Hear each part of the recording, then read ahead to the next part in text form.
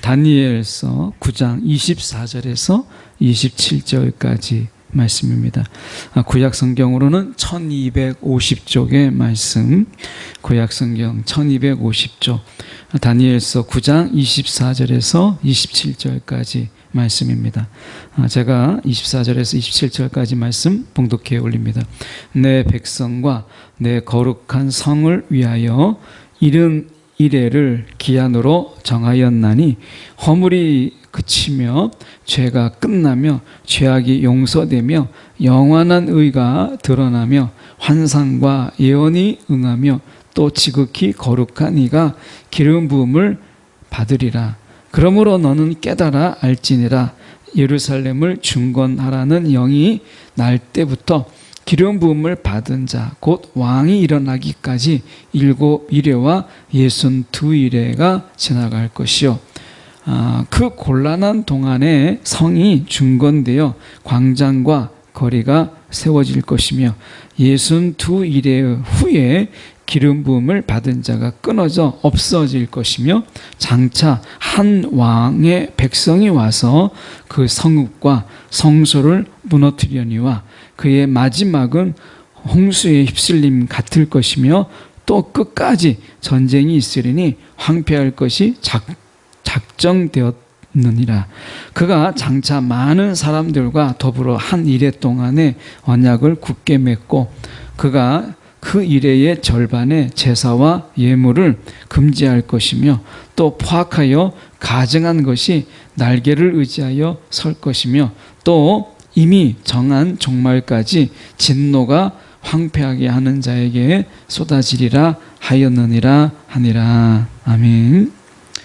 오늘 이 말씀을 통해서 정한 시간 속에 담긴 하나님의 주권, 정한 시간 속에 담긴 하나님의 주권이라는 제목으로 함께 말씀을 나누고자 합니다. 그 사람들이 생각할 때, 야, 이제 예루살렘이 회복된 거죠. 이건 단순하게 예루살렘이 아니라 하나님의 성 시온이, 하나님이 임하시는 성, 그 시온이 회복되고 이제 하나님의 성전이 회복되었다.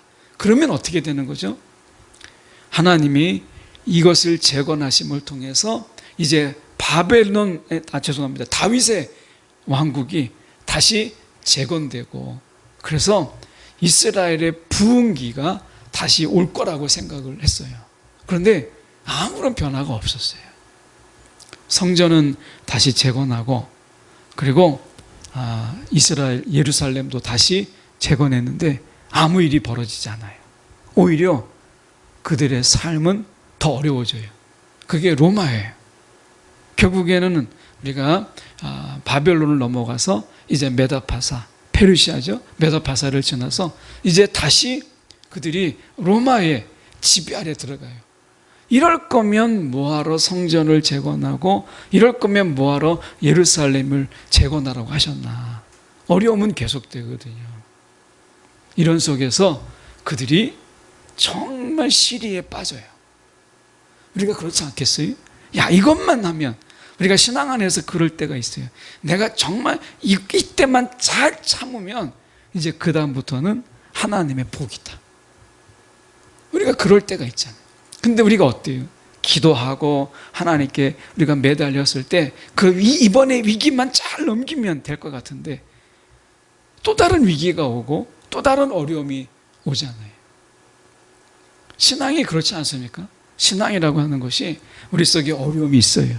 그 어려움만 내가 잘 이기면, 야, 이번에 잘 버티면 이제 그 다음부터는 이런 어려움이 없겠지 하는데 또 다른 어려움이 생기고 또 다른 우리가 힘든 일이 생기잖아요.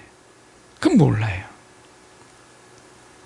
그러면 하나님께서 왜 이들을 이렇게 어려운 중에 그렇게 그들이 하나님께서 그들을 다시 이스라엘을 재건하고 다윗의 왕국을 막 이렇게 재건하는 그런 일을 하나님께서 하시지 아니하고 왜 그들은 또 어려움 속에 이제 바벨론을 벗어났다 싶고 페르시아를 벗어났다 싶은데 다시 로마의 지배 아래 두셨는가라고 하는 거예요. 중요한 것은 무엇이냐면 하나님이 이런 긴 시간들을 통해서 하나님의 메시지는 분명해요. 우리의 삶 속에서 어려움이 있느냐 없느냐가 복과 저주를 구분하는 게 아니라는 거예요. 우리가 어려움이 있다고 해서 저주를 받은 것이고, 내가 정말 형통하다고 해서 하나님의 복을 받는 게 아니라, 오늘 우리의 삶 속에서 하나님이 정말 원하시는 것이 무엇이냐, 어느 때든지 내가 잘 나갈 때도, 내가 힘들 때도 하나님의 주권을 인정하라는 거예요. 하나님의 때에 하나님이 일하실 것이다 라고 하는 것이고, 우리는 그 하나님을 우리가 의지하는 거예요. 믿는 거예요. 환경을 바라보지 말고 하나님을 바라보라는 거예요. 우리가 주어져 있는 문제에 우리가 함몰되지 말고 우리가 주님을 바라보고 주님을 의지하라 라고 하는 거예요. 이것이 하나님이 우리 가운데 주시는 일단은 메시지예요. 자, 여러분, 우리 삶 속에서 우리는 어때요? 상황과 여건, 이런 처지, 이런 속에서 우리는 우리가 웃었다가 울었다가 환경 속에서 내가 좀 뭔가 좋은 환경이 있으면 하나님이 내게 복을 주시는 것 같고 모든 게 막 잘 될 것 같은데 나중에 또 문제가 생겨요. 그러면 금방 절망하고 시리에 빠지고 하나님이 나를 버린 것처럼 그렇게 또 우리는 절망 가운데 살아가요. 그렇지 않다라고 하는 것을 먼저 말씀하고 있는 거예요. 그래서 다니엘이 이 본문 속에서 말씀하고 있는 것이 무엇이냐, 악이 창궐하고 악이 이기는 것 같지만 결국 이것은 하나님의 주권 아래서 하나님이 잠시 그들을 사용하는 것뿐이지 그들이 이긴 것이 아니다. 하나님이 반드시 그들을 심판하신다 라고 하는 것을 담고 있어요. 자, 그래서 그런 의미 속에서 저희가 24절에 가서 보면 이렇게 되어 있습니다. 내 백성과 내 거룩한 성을 위하여 이른 이래를 기한으로 정하였나니 허물이 그치며 죄가 끝나며 죄악이 용서되며 영원한 의가 드러나며, 그러면서 지극히 거룩한 이가 기름 부음을 받으리라 이렇게 되어 있습니다. 여기에서 우리가 실수하는 게 뭐냐면, 지극히 거룩한 이가 기름 부음을 받았다 이렇게 되면 우리가 예수 그리스도를 생각해요. 그만큼 우리가 예수 그리스도, 기름 부음, 메시아 이거에 대해서 굉장히 어떻게 보면 하나의 공식처럼 이렇게 기름 부음 그러면 예수 그리스도, 메시아 이렇게 생각을 하는 그런 부분들이 있죠. 성경을 읽다가 보면. 그런데 여기에서 예수 그리스도가 아니에요. 왜냐하면 예수 그리스도가 될 수 없는 게 26절에 보면 62일의 후에 기름 부음을 받은 자가 끊어져 없어질 것이며 이렇게 돼 있어요. 그러면 예수의 실패가 여기서 이야기되는 것이잖아요. 예수님께서는 영원한 승리인데 여기에서 기름 부음 받은 자가 끊어져 없어질 것이다. 이 앞뒤가 안 맞는 거죠. 그래서 여기에 나와 있는 지극히 거룩한 이가 기름 부음을 받으리라 라는 이 기름 부음 받은 자는 대제사장을 이야기합니다. 그래서 수룹바벨이나 이런 자들을 통해서 성전이 재건되잖아요. 그래서 이런 어떤 대제사장들을 이야기하는 거예요. 그러니까 이때 우리가 중요한 게 뭐냐면 영적으로 굉장히 어려운 때, 이때 대제사장의 역할이 굉장히 중요했다라는 거예요. 이때, 이 당시에. 그러니까 선지자도 자기의 역할이 있고 왕도 자기의 역할이 있는데 우리가 마지막 때, 이 마지막 때에 정말 중요한 직분자가 있다면 그것이 누구냐? 제사장이라는 거예요. 대제사장. 우리가 지난 시간에 한번 우리가 봤잖아요. 우리가 왕 같은 제사장. 이 마지막 때 정말 필요한 것은 제사장이다. 이스라엘이 영적으로 혼란해질 때, 혼탁해질 때, 그래서 사사기 그리고 사무엘 상하를 막 지나가면서 영적인 혼란기를 맞이할 때, 그때는요 영락없이 제사장들의 타락이 있었어요. 제사장들의 타락이. 마찬가지로 영적으로 우리가 이 마지막 때 정말 중요한 것은 선지자도 중요하고 왕도 중요하지만 제사장이 중요합니다.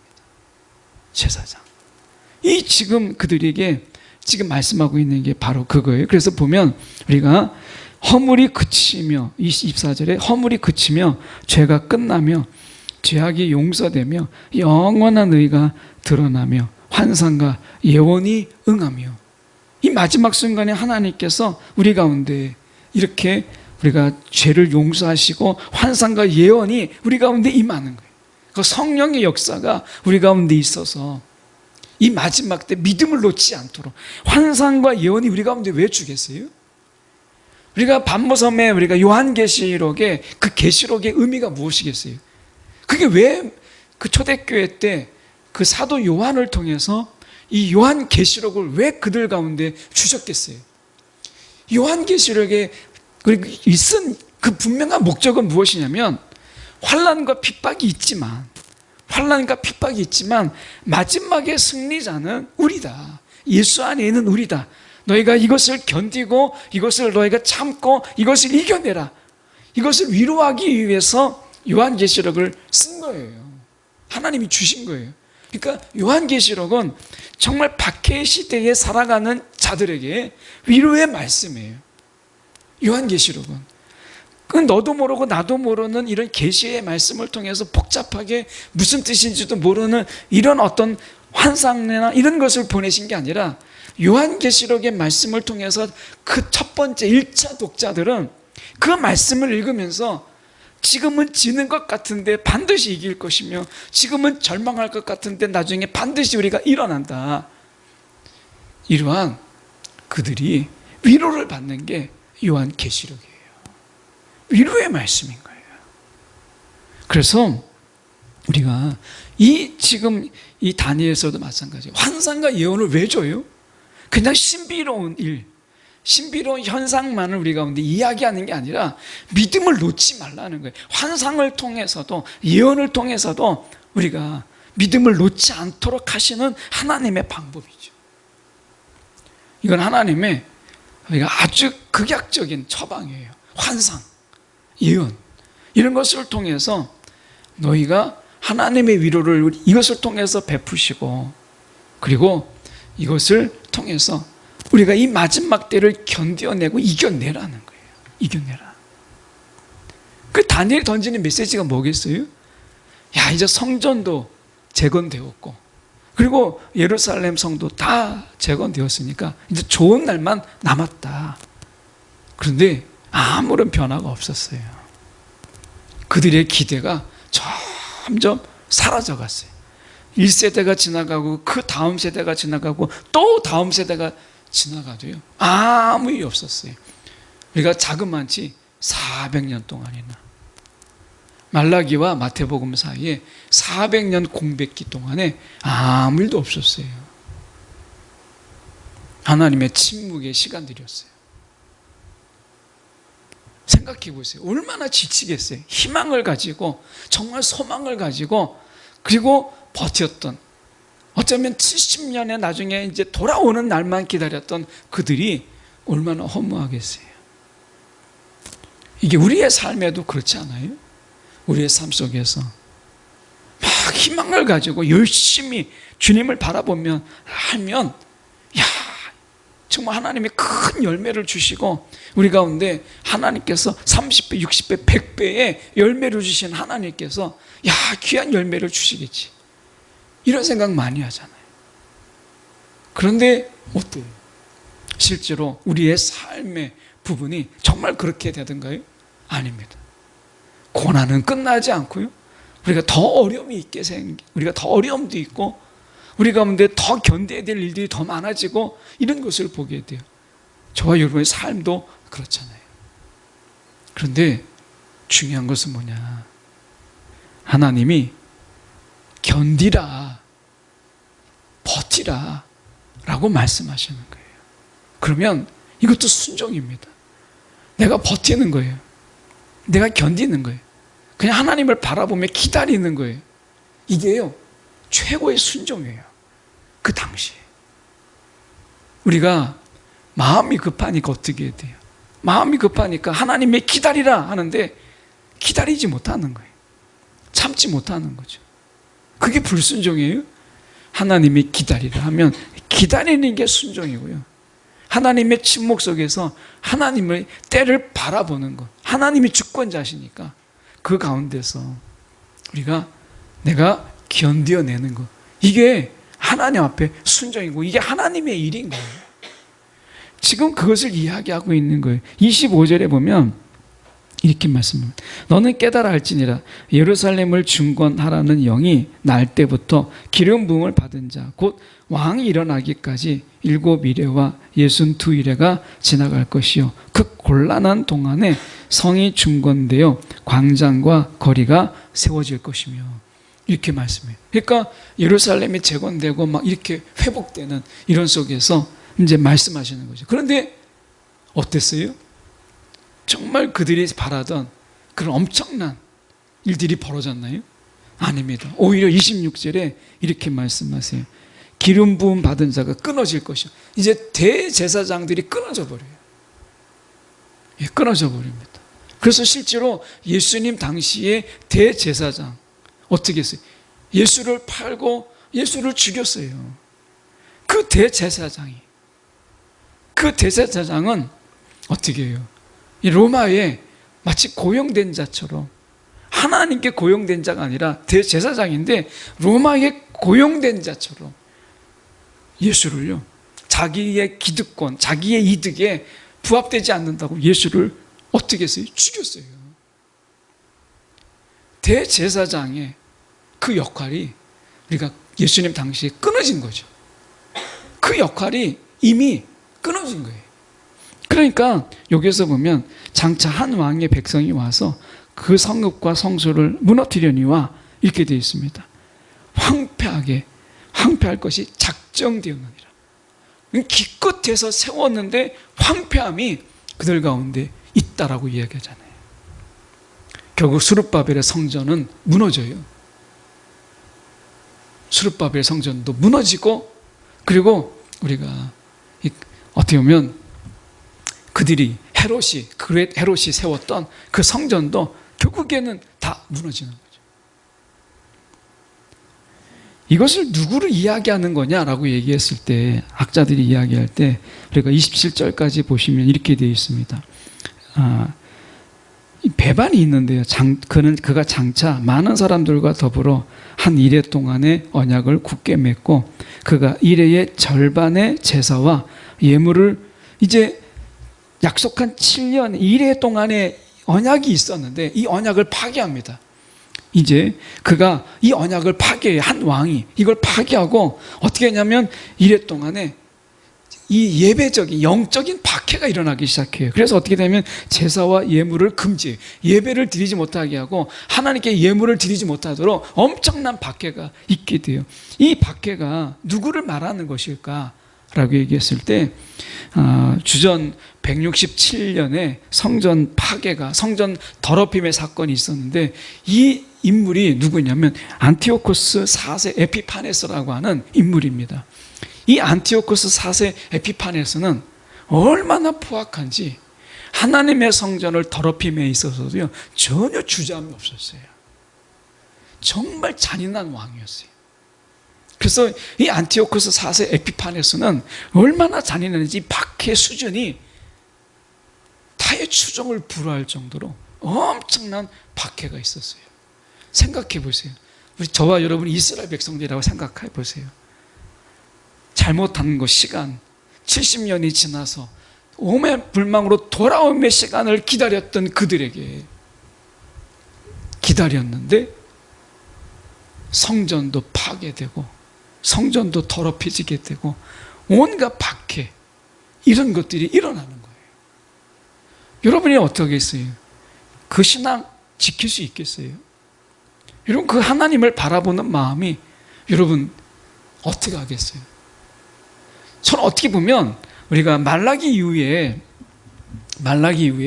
물론 이제 유대인의 성경으로는 맨 마지막이 말라기가 아니라 역대기 하로 되어 있는데 어쨌든 그 말라기 저희 성경이 말라기 이후에 이제 보면 예수님 오실 때까지 어떻게 돼요? 400년 동안에 근데 예수님 오실 그때 당시에 이스라엘의 처지는 어땠어요? 로마의 지배 아래에 있었어요. 지지리도 못 사는 그 상황 속에 놓여 있었다라고 하는 거예요. 이것을 생각해 보면 어떠세요? 이스라엘이 메시아를 기다리는 그 마음이 이해가 되고 다윗의 왕국이 회복될 거라고 하는 그 간절한 마음이 이해가 되잖아요. 이제나 저제나 다윗의 왕국이 회복돼서 이 더럽고 치사한 이 로마의 속국에서 벗어나서 우리가 좀 잘 살아보자, 이런 마음이 분명히 생길 만하지요. 예. 이걸 어디가 어떻게 부정할 수 있겠어요. 그래서 우리가 이런 가운데서 하나님의 주권을 믿으라 라고 하는 것을, 메시지를 던지고 있는 거예요. 하나님의 주권을 믿으라. 악이 창궐하고 세상에 잔인한 왕이 이기는 것처럼 보이지만 어떻게 하라고요? 하나님의 주권을 믿으라. 그리고 하나님이 통제하고 계신다 라고 하는 것을 바라보라는 거예요. 여러분, 우리가 우리의 기대를 하나님이 부합하지 않고 기대가 실망이 될 때, 우리가 이 바라봄이 낙심이 될 때, 그럴 때도 하나님은 우리의 하나님이냐, 이 문제예요. 내가 낙심될 때에도, 기대가 꺾일 때에도 하나님은 하나님이시냐, 우리 가운데. 이거를 이스라엘에게 지금 말씀하고 있는 거예요. 여러분, 우리가 긴 시간, 아마 우리의 때 우리가 기대한 대로 안 될지도 몰라요. 그런데 성경에 보면 이렇게 말씀합니다. 시편에 말씀해 보면, 시편 90장 90편 3절에 보면, 주께서 사람을 티끌로 돌아가게 하시고 말씀하시기를 너희 인생들은 돌아가라 하셨사오니, 4절에 주의 목전에는 천년이 지나간 어제 같으며, 천년이 지나간 어제 같으며 밤의 한순간 같을 뿐입니다. 우리가 이 천년이라는 것이 밤의 한순간과 같다는 거예요. 우리의 기다림은 긴 것 같아도 하나님은 그 잠깐이라는 것이죠. 오늘 우리의 삶 속에서 이 마음을 조급하게 하지 말라는 거예요. 신앙 안에서. 여러분, 사단은요 항상 우리의 마음을 뭔가 결정할 때 조급하게, 이때가 아니면 안 된다라는 이런 마음을 던져줍니다. 근데 하나님은요 그러지 않았어요. 우리가 평안 가운데 느긋한 마음, 조급하지 않는 마음을 통해서 일하세요. 우리가 하나님과 함께, 우리가 하나님의 길을 가려면 이 조급함을 내려놔야 되고요, 시간에 쫓기는 삶을 내려놓고 하나님의 시간표에 나를 좀 맡기는 게 필요해요. 예. 우리가 시간의 주인이 아니다. 우리가 기도 가운데 가장 씨름하는 게 뭐예요? 하나님 이때까지 꼭 해주셔야 됩니다, 이거잖아요. 근데 하나님은 아니라고 할 수 있어요. 그래서 우리가 시간의 주인 노릇하려고 하지 마라. 하나님이 우리의 시간의 진정한 주인이시다 하는 것을 기억하는 저와 여러분 되기를 간절히 소망합니다.